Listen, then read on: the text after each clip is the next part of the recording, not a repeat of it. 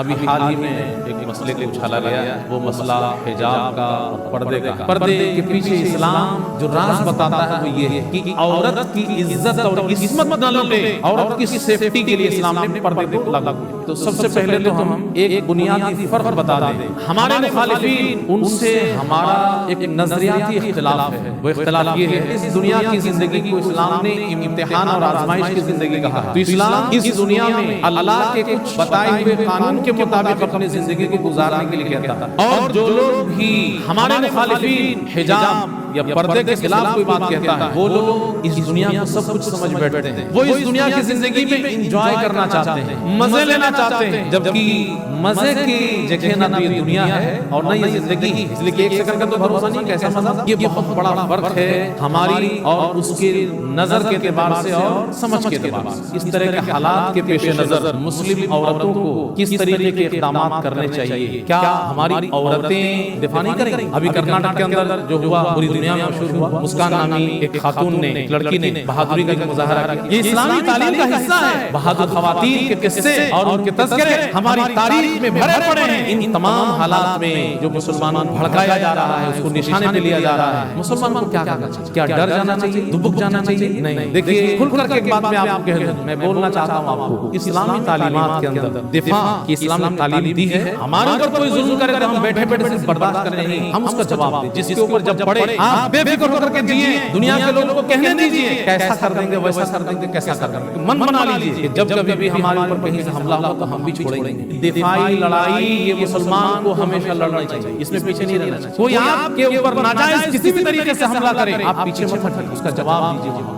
ہر شخص اپنی جگہ دفاعی جہاد کر سکتا ہے اور کرنا چاہیے، ضروری ہے، ورنہ دنیا میں لوگ آپ کو جینے نہیں دیں۔ آپ کے مال کے اوپر کوئی ڈاکہ ڈالنے آپ چھوڑ دیں، آپ اس کو جانے دیں؟ نہیں، یہ بزدلی ہے۔ لڑو پھر سامنا نہ کرو، چاہے اپنی جان چلی جائے، اور اس جان کو بھی شہادت والی جان اسلام نے کہا ہے۔ اس میں بزدلی مسلمانوں کو نہیں دیکھانی چاہیے۔ یہ لڑائی ہمیں اور آپ کو ہر جگہ لڑنی پڑے۔ ہمارے اوپر ناجائز کوئی حملہ کرے، ہمیں اس کا جواب دینا پڑے، ہمیں اپنا بچاؤ کرنا پڑے، چاہے اس میں سامنے والی کی جان جائے، چاہے اس میں اپنی جان چلی جائے، لیکن بزدلی بھائی حملہ کرنے والوں کیوں چھوڑیں گے بھائی؟ یہ کون سا ظلم کی ہم بات کر رہے ہیں اور کون سے بھڑکانے کی ہم بات کر رہے ہیں؟ جو شانتی کو بھنگ کرے، ہم اپنی جان بچانے کے لیے اس کی جان کے در پہ ہوں، یہ دفاعی عمل یہ ہونا ضروری ہے۔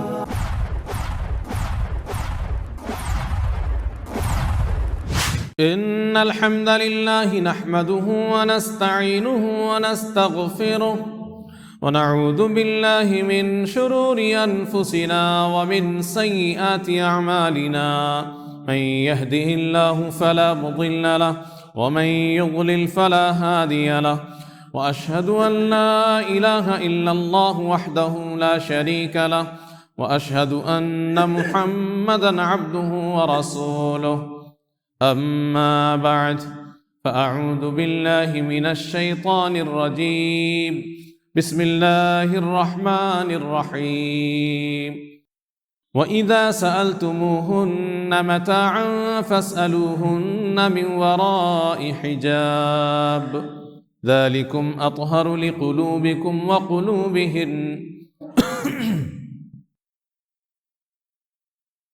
معزز حاضرین جمعہ،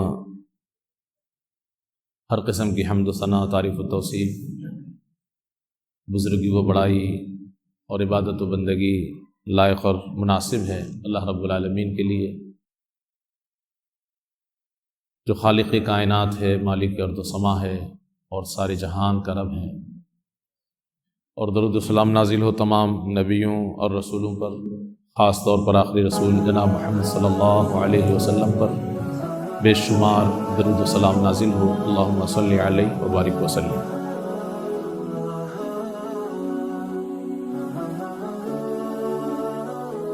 ہمارے پیارے ملک ہندوستان کے اندر فرقہ پرست طاقتیں مختلف مذاہب اور ان کے ماننے والوں کو جس طریقے سے نشانے پہ لے رہی ہیں، یقینی طور پر یہ حقیقی معنی میں ملک کے دشمن ہیں ہمارے ملک کے اندر امن و سکون کو غارت کرنے والے لوگ یہی لوگ ہیں۔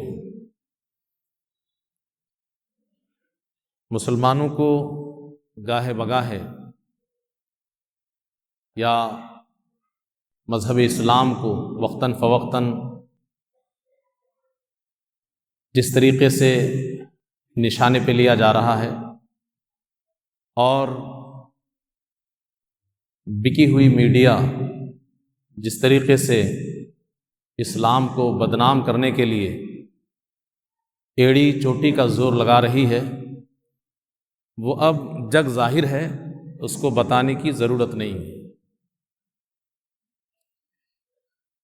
ابھی حال ہی میں جو ہمارے ملک میں مسلمانوں کو نشانے پہ لیتے ہوئے ایک مسئلے کو اچھالا گیا ہے، وہ مسئلہ حجاب کا اور پردے کا ہے۔ حجاب اور پردے کے مسئلے کو لے کر کے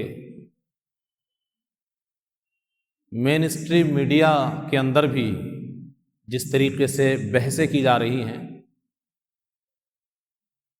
جس طریقے کی ناجائز دلائل پیش کیے جا رہے ہیں، بہت سارے ہمارے بھولے بھالے مسلمان بھائی بھی شاید قرآن سے، حدیث سے، اسلامی تعلیمات سے دور ہونے کے نتیجے میں ان خوبصورت ناروں کے جال میں پھنس جائیں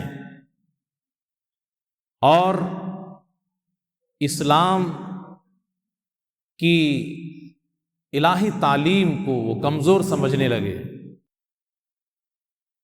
یا اسی طریقے سے اس طرح کے حالات کے پیش نظر مسلم عورتوں کو یا مسلمان بھائیوں کو کس طریقے کے اقدامات کرنے چاہیے، تھوڑی سی گفتگو آج کے خطبہ جمعہ میں اسی پہ ہوگی ہماری۔ تو سب سے پہلے تو ہم ایک بنیادی فرق بتا دیں کہ مذہب اسلام کی تعلیمات کے اوپر کیچڑ اچھالنے والے، ان سے ہمارا ایک نظریاتی اختلاف ہے، بہت بڑا اختلاف ہے۔ وہ اختلاف یہ ہے کہ اسلام یہ اللہ کا اتارا ہوا قانون اور اللہ کا بنایا ہوا دین ہے، اور اسی اللہ نے اس دنیا کی زندگی کو ہمارے اور آپ کے سامنے جس طریقے سے پیش کیا ہے وہ یہ ہے کہ ایک عارضی زندگی ہے، یہاں کی ساری چیز عارضی ہے، فنا ہونے والی ہے، کسی کو ثبات اور دوام حاصل نہیں ہے۔ کب کون سی انہونی ہو جائے اور کس کا خاتمہ کہاں پہ ہو جائے، کس کی زندگی موت کے گھاٹ اتر جائے، یہ کوئی نہیں کہہ سکتا۔ اسی کو کہتے ہیں عارضی زندگی۔ اور اسلام نے ہمیں اور آپ کو یہ بتایا ہے کہ ایک ابدی زندگی ہے، ہمیشہ کی زندگی۔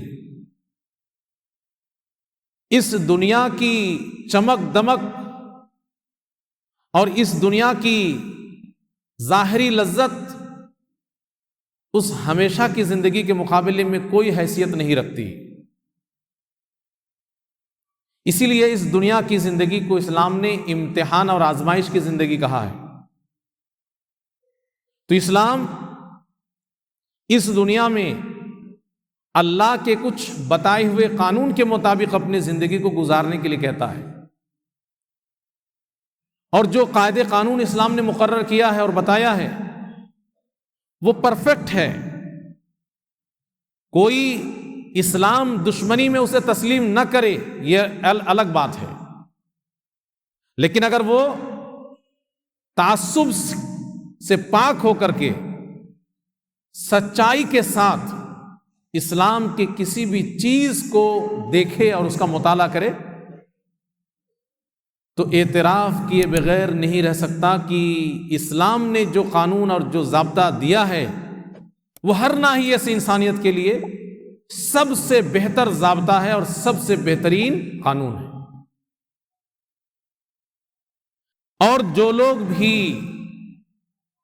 اسلام کے کسی بھی قانون پہ کیچڑ اچھالتے ہیں، مثال کے طور پر حجاب یا پردے کے سلسلے میں کوئی اسلام کے خلاف کوئی بات کہتا ہے یا اسلام کی باتوں کو توڑ مروڑ کر کے پیش کرتا ہے، وہ لوگ اس دنیا کی زندگی کو ہی اصلی زندگی سمجھ بیٹھے ہیں۔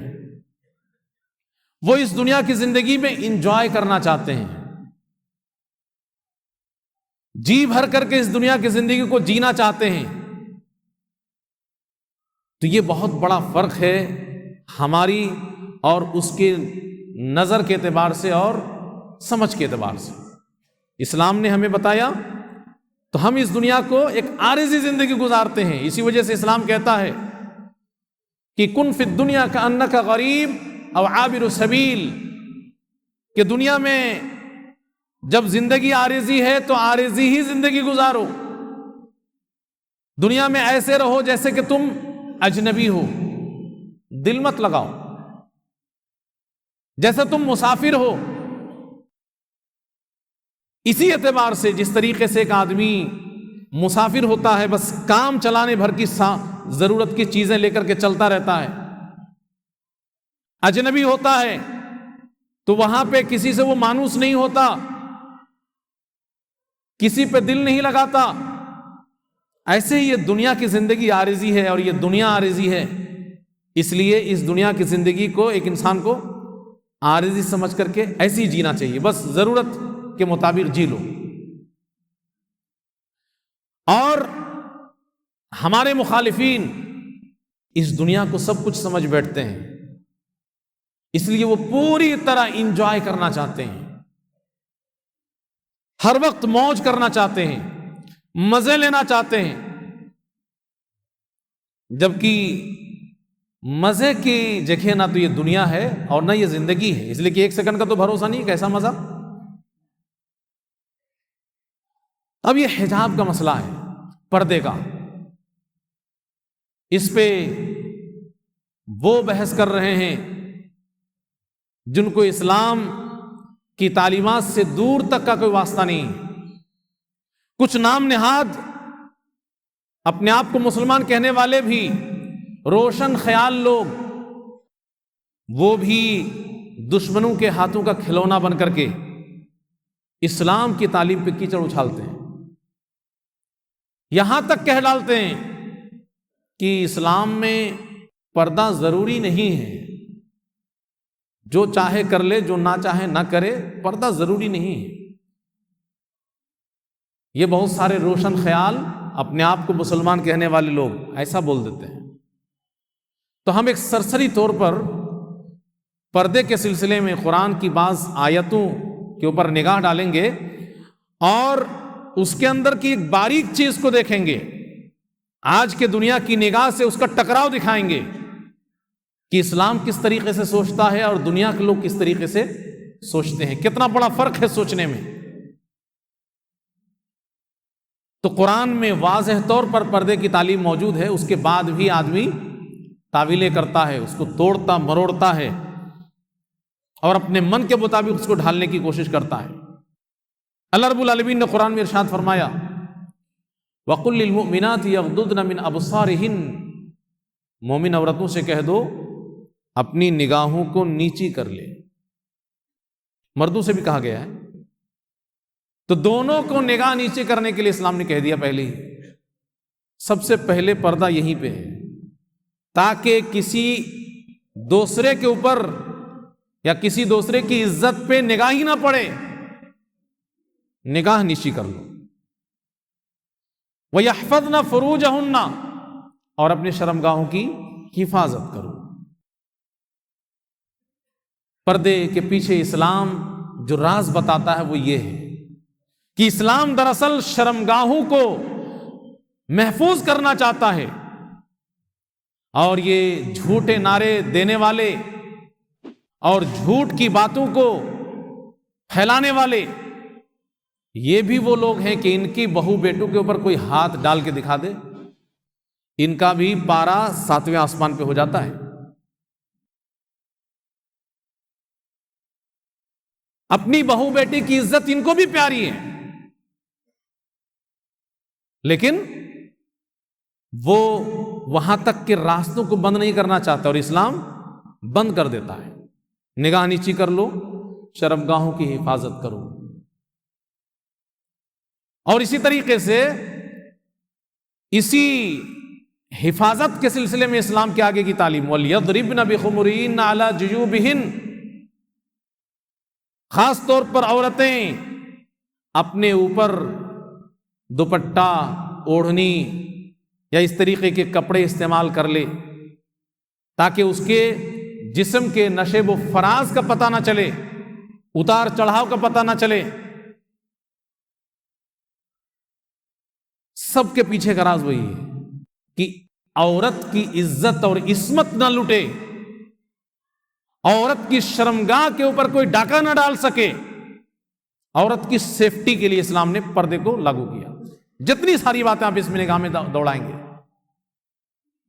وَلَا يُبْدِينَ زِينَتَهُنَّ، زیب و زینت کی چیزیں جس کی وجہ سے انسان کسی سے قریب ہونا چاہتا ہے، خوبصورتی کی چیزیں جس کی طرف انسان لپک سکتا ہے،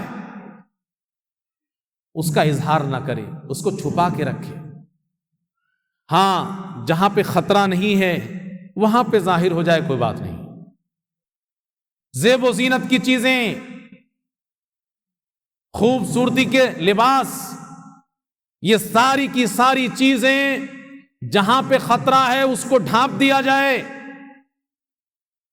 اس کا اظہار ہرگز نہیں ہونی چاہیے۔ ہاں، شوہر کے سامنے کوئی دقت نہیں ہے، اس لیے کہ شوہر کے لیے تو پردہ ہی نہیں ہے بیوی کا، تو زیب و زینت کا کیا پردہ ہے؟ وہ دونوں تو آپس میں لباس کی طرح ہیں ایک دوسرے کے لیے۔ اپنے باپ سے خطرہ نہیں ہے، اپنے سسر سے خطرہ نہیں ہے، اپنے بیٹوں سے خطرہ نہیں ہے، اپنے شوہر کے بیٹوں سوتیلے ان سے بھی خطرہ نہیں ہے، اپنے بھائیوں سے خطرہ نہیں ہے، اپنے بھتیجوں سے خطرہ نہیں ہے، اپنے بھانجوں سے خطرہ نہیں ہے۔ ان کے سامنے زیب و زینت کے سامان، زیورات، لباس خوبصورت، یہ اگر دکھ جائیں تو ان سے خطرہ نہیں ہے۔ اپنے میل جول والی عورتوں سے خطرہ نہیں ہے، اپنے میل جول والے عورتوں سے۔ اسی وجہ سے بعض علماء نے یہاں تک کہہ دیا کہ جو عورتیں غیر معتبر ہوں، انجان ہوں، ان سے بھی زیب و زینت کو چھپانا چاہیے عورت کو، اس لیے کہ اسلام میں یہ تعلیم موجود ہے کہ کوئی عورت اپنے شوہر کے سامنے کسی عورت کے حسن و جمال کا تذکرہ نہ کرے، اس کی تصویر کشی نہ کرے۔ مسلمان عورت تو شاید اس کے اوپر عمل کر لے، جبکہ ہمارے معاشرے کی مسلم عورتیں بھی آج عمل نہیں کر رہی ہیں، تو انجان عورتیں یا دیگر مذاہب کی عورتیں اس پہ عمل کریں گی کہ نہیں کریں گی کیا پتہ۔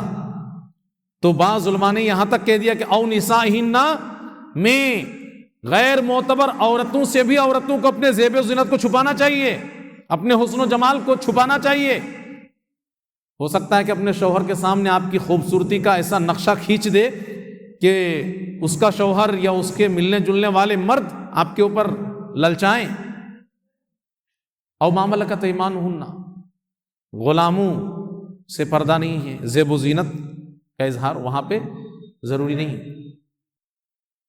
اب التابعین غیر اولی الاربۃ من الرجال، گھر میں جو نوکر چاکر مرد ہوا کرتے ہیں، جن کو ہم لوگ اللہ میاں کی گائے بولتے ہیں، جو عورت کیا چیز ہے نہیں سمجھ پاتے، بڑے سیدھے سادے ہوتے ہیں۔ کچھ لوگ دنیا میں ایسے بھی ہوتے ہیں کہ ان کو بس 2 وقت کے کھانا سے مطلب ہوتا ہے اور کوئی چیز اس کو سوچتی نہیں ہے۔ تو اس طریقے کا اگر نوکر چاکر گھر میں مرد رہتے ہوں تو ان سے بھی پردہ نہیں ہے۔ تو یہ گھر والوں کی ذمہ داری کے پہلے پرکھیں کہ گھر میں جو نوکر چاکر ہیں وہ کس طرح کے ہیں۔ اب التابعین غیر اولی الاربۃ من الرجال، اب الطفل الذین لم یظہروا علی عورات النساء، یا وہ بچے جو عورت کیا چیز ہے اس کو نہیں سمجھ پا رہے ہیں،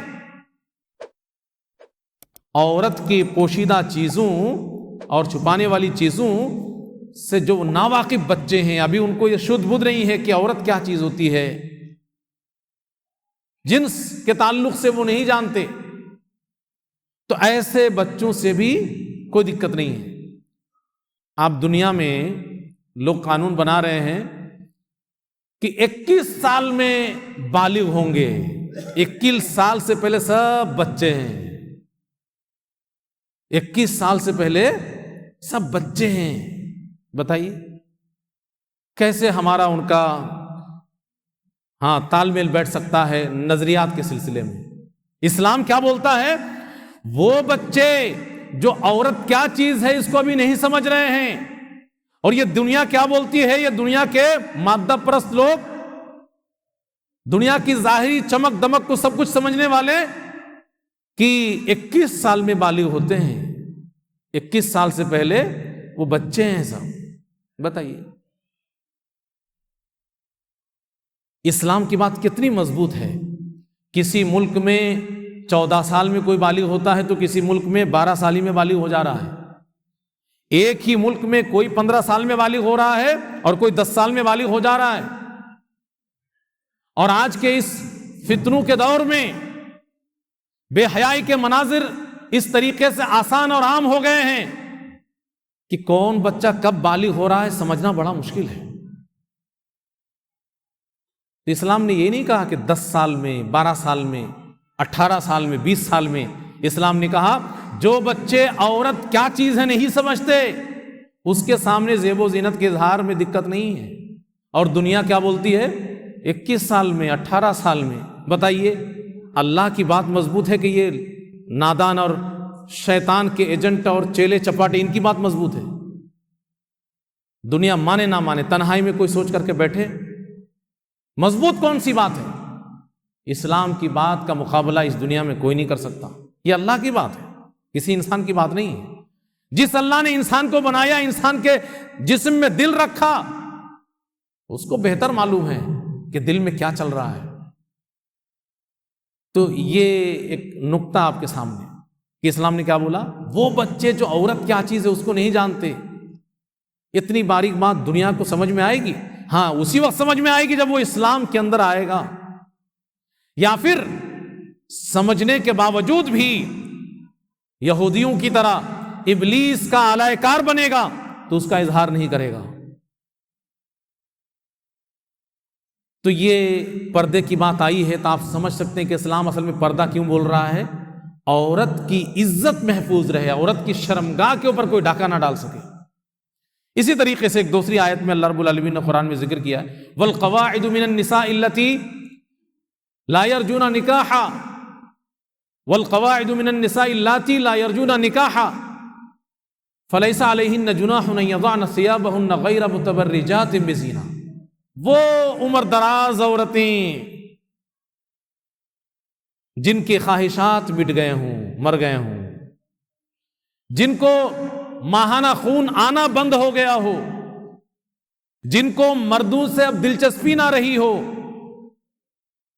اور جن کے جسم بھی اس طریقے سے ہو گئے ہوں کہ دوسروں کو بھی ان سے دلچسپی نہ رہے، غیر متبرجات بزینہ، یہ بھی اشارہ ہے کہ ٹھیک ہے عورت کو تو ضرورت نہیں ہے کوئی، لیکن عورت اس کے بعد پھر جوان بن کر کے نکلے تو مردوں کو تو ضرورت پڑ جائے گی، نگاہ اڑ جائے گی مرد کی۔ اس لیے کہا گیا کہ عمر دراز عورتیں غیر متبرجات بزینہ، جو زیب و زینت کا اظہار نہ کرتی ہوں، نمائش نہ کرتی ہوں، ایسی عمر دراز بوڑھی عورتیں، وہ لوگ اگر ایکسٹرا کپڑا، بھائی جسم میں تو لباس رہے گا ہی رہے گا، اضافی الگ سے جو جلباب ڈالا جاتا ہے، الگ سے چادر، برقع، ہاں اس کا اہتمام نہ کرے، سمپل لباس میں رہے وہ، تو کوئی دقت نہیں ہے بھائی، ان کے لیے دقت نہیں ہے۔ کیوں؟ یہ جو چیز تھی خطرے والی وہاں ختم ہو گئی، وہ کسی مرد کے فتنے میں پڑے گی اس کا بھی خطرہ نہیں ہے، کوئی مرد اس خاتون کے فتنے میں پڑ جائے گا اس کا بھی خطرہ نہیں ہے، تب کہا گیا کہ وہ حجاب کا اہتمام نہ کرے تو اس کے لیے دقت نہیں ہے۔ لیکن اس کے بعد بھی کہا جا رہا ہے ایسی عورتوں کے بارے میں بھی، اس لیے کہ بہت سارے منچلے دنیا میں ایسے ہیں کہ ایسی عورتوں کے اوپر بھی اس کی نگاہ، بری نگاہ اڑ جاتی ہے۔ وَيَسْتَعْفِفْنَ خَيْرٌ لَهُنَّ، لیکن اس کے بعد بھی اگر پاک دامنی کو اختیار کریں، عفت کو اختیار کریں تو یہی بہتر ہے، یعنی اس کے بعد بھی اگر حجاب کا اہتمام کر لیں تو بھی اچھا ہے، زیادہ بہتر یہی ہے، تاکہ بالکل خطرہ ختم ہو جائے۔ تو اس میں بھی آپ دیکھ رہے ہیں قرآن نے جو بات پیش کی ہے اس کے پیچھے کا راز کیا ہے کہ عورت کی عزت کی حفاظت کی جائے، شرمگاہ کی حفاظت کی جائے، جو اس کی سب سے قیمتی دولت ہوتی ہے۔ یہاں تک کہ دنیا دار عورتوں کے پاس بھی ان سے جا کر کے پوچھو، ان کے لیے بھی اپنی عزت بڑی پیاری ہوتی ہے۔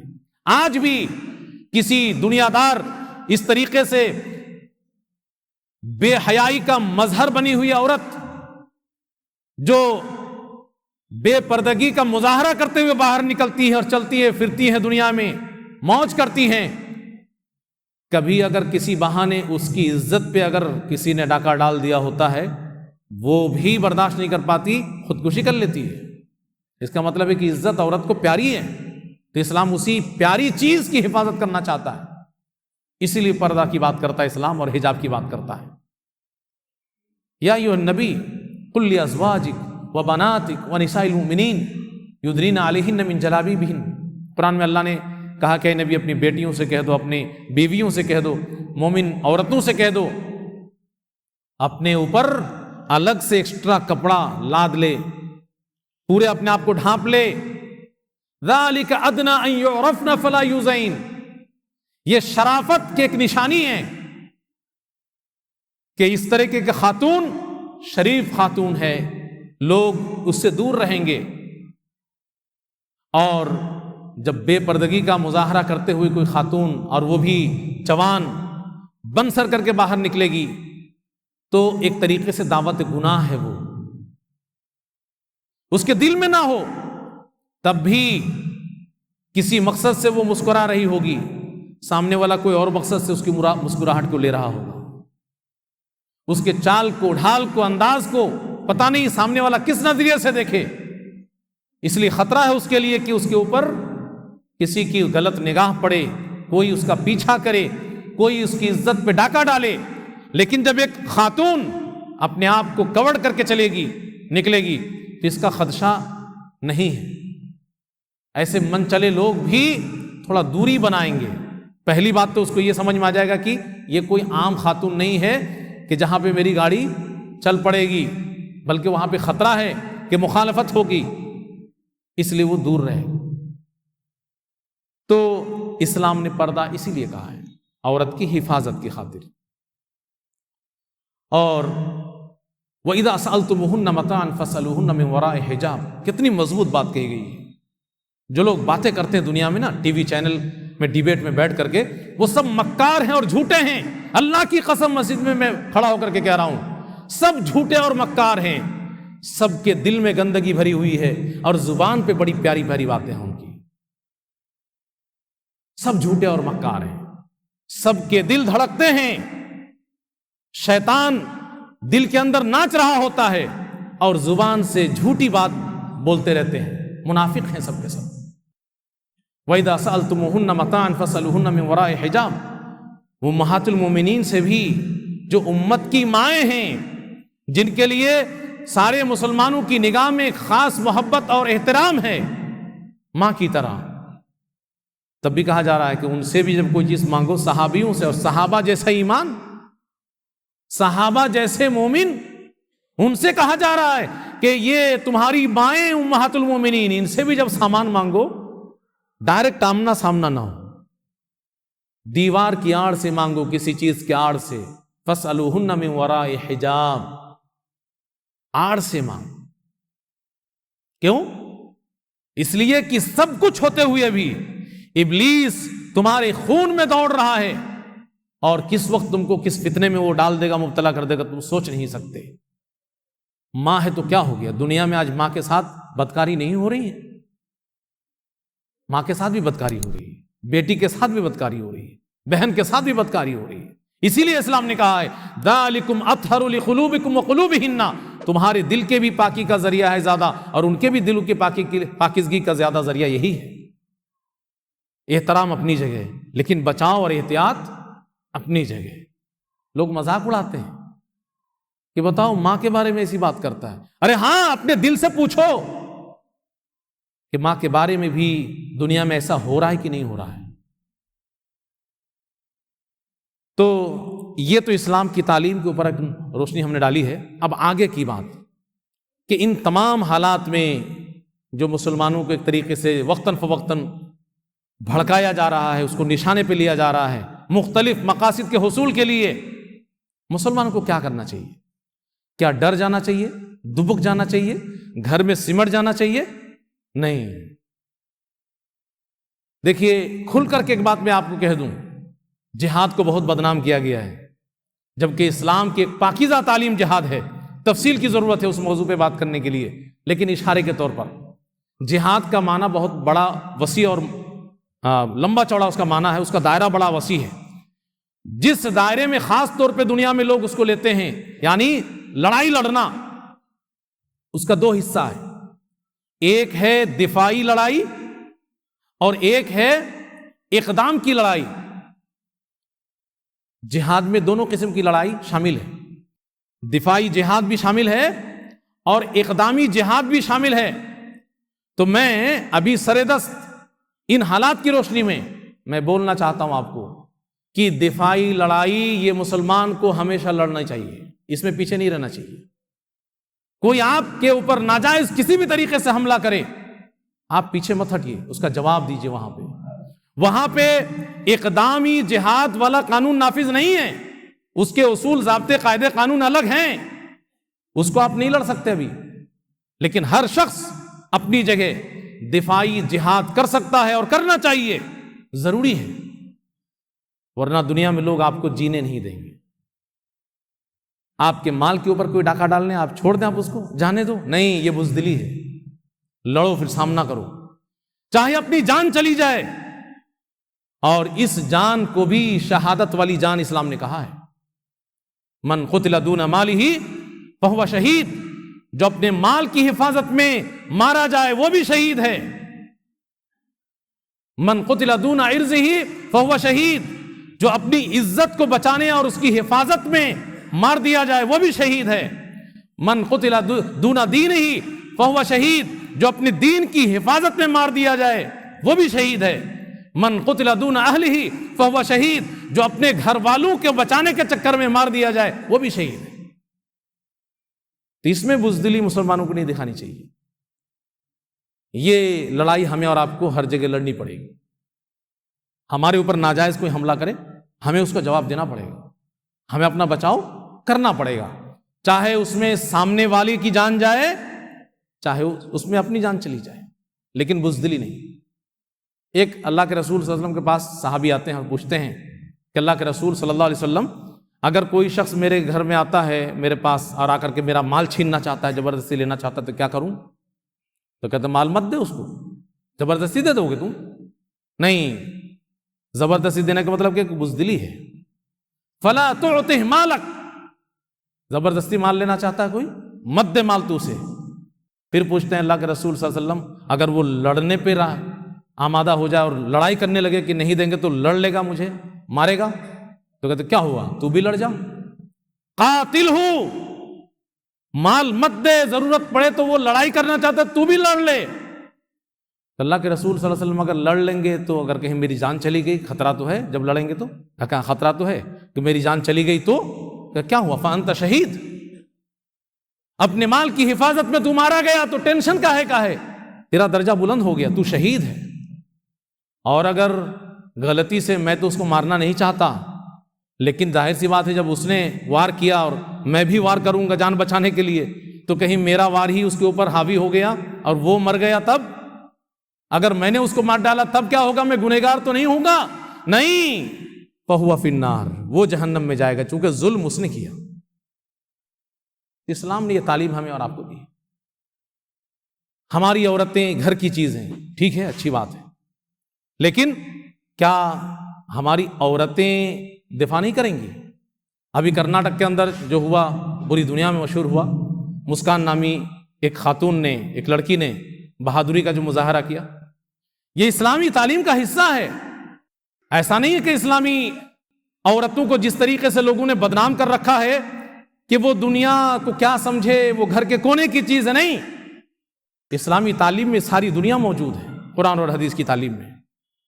بہادر خواتین کے قصے اور ان کے تذکرے ہماری تاریخ میں بھرے پڑے ہیں، ہمیں اور آپ کو فرصت ہی نہیں ملتی کہ ہم ان تذکروں کو اٹھا کر کے دیکھیں۔ حضرت حفصہ